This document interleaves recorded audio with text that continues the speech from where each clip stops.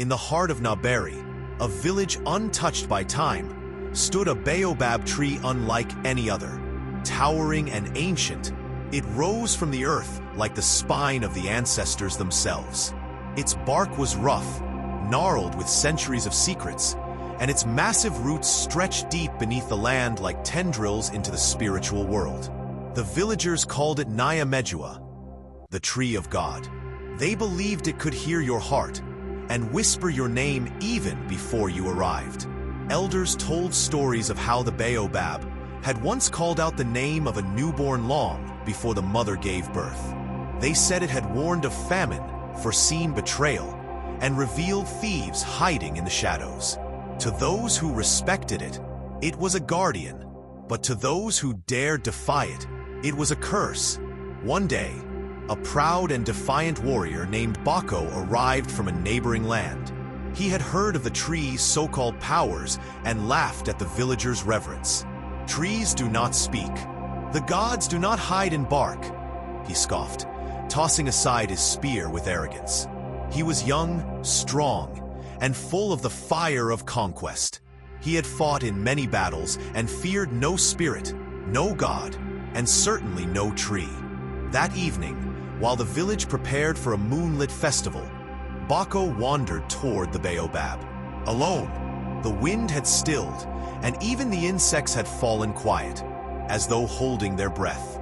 He stood before the massive trunk and shouted, "If you know who I am, say my name." Silence.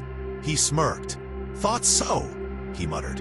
But as he turned to walk away, a sound came, deep low, like the earth groaning. The leaves rustled violently though the wind did not blow.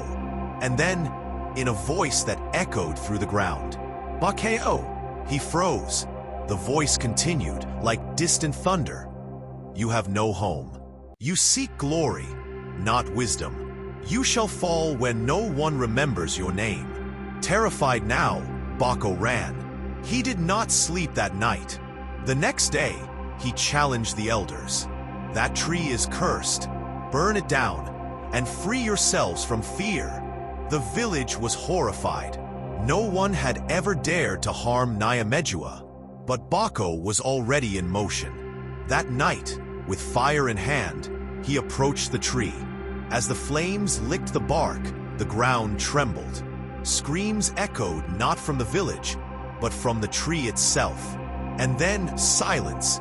In the morning, the villagers found Bako's spear at the base of the baobab, standing upright in the soil.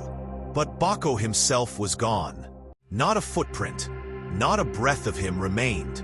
Some say the tree swallowed him.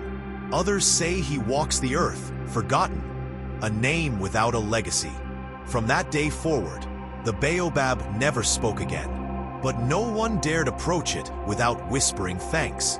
And sometimes, when a child was born, a single leaf would fall from its branches, drifting down like a blessing from the old gods.